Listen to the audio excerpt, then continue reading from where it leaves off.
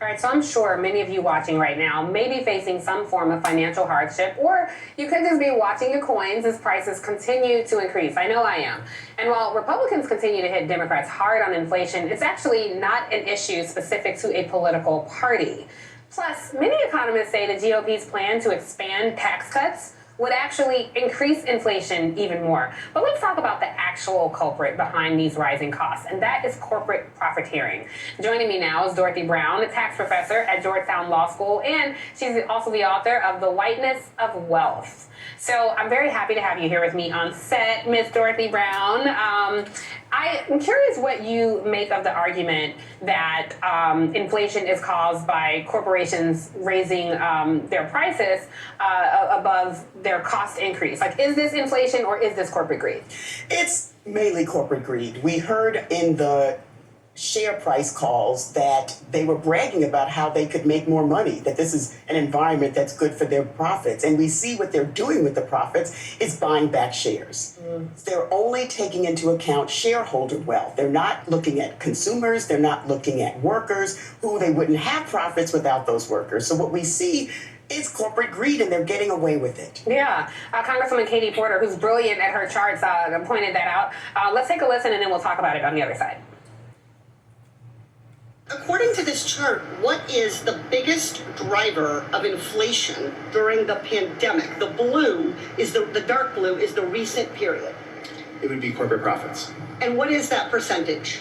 It is 54%, and that number does stay that level of high if you update that number to more recent numbers as well. So over half of the increased prices people are paying are coming from increases in corporate profits. Yes.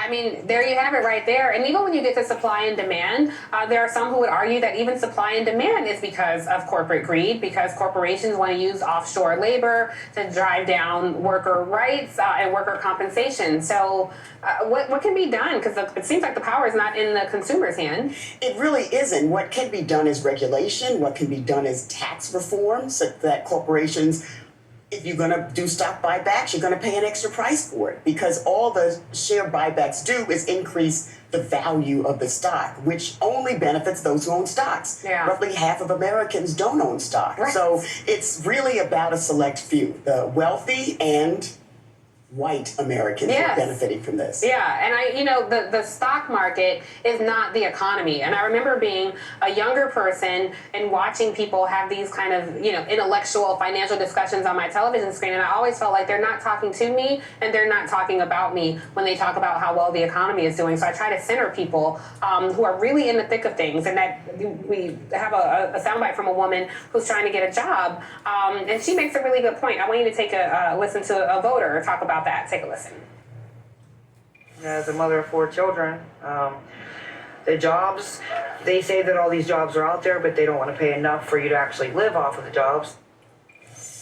Which is a really big deal. It is. It really is. And workers are gaining strength with union organizing, but not every workplace has that. And companies do things like not hire you for 40 hours a week so they don't have to pay you benefits. So workers in the gig economy and elsewhere have to have 3 and 4 jobs. That's just not sustainable. It's just not sustainable. So as people, because I remember what it was like sitting in a place and, not having any financial security when I was younger, and also as an adult being on my own. So what are some things that people can do to prepare? Because a lot of people are saying the recession winds are blowing, but then Janet Yellen came out and said we're not headed for a recession. I'm not an economist. I don't even know what to make of it. But I do know there are a lot of people who are in financial hardship. What can they do?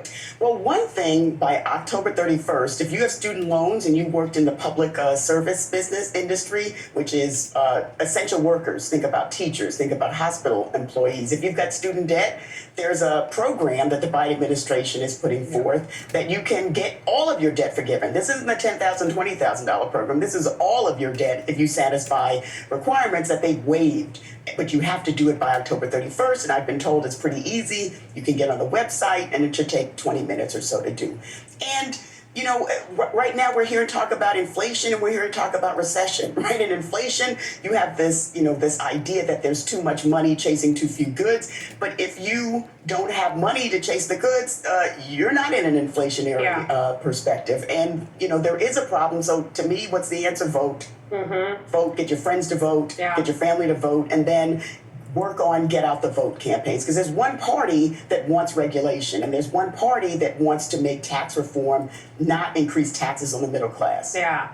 And then I know you talk about greater regulations on companies that are profiteering. But I do wonder, like, for the people who are sitting at home thinking, yes, but I don't know how to feed my kids tomorrow. Or yes, I don't know how to pay my rent tomorrow. Some of the moratoriums on evictions have since ended after the pandemic. And there's just not a lot of resources. Those kind of things drive up crime and it casts a dark shadow over so many parts of the country. So, I mean, what's our glimmer of hope financially? Is there a glimmer of hope? Is that bright light at the end of the tunnel a train or some hope? Well, you have to have hope, right? When you think about the people who came before us and what they faced versus what we're facing. So yes, it's difficult to see the child tax credit expansion end when we saw so many children lifted out of poverty. It's difficult to see one party that cruelty is the point. It's difficult, but our ancestors dealt with much worse. So yeah, we've got to keep hope. We've got to keep fighting, and we can't let the other side win. Yeah, it's really sad. I want to make light of it because it's really sad what a lot of people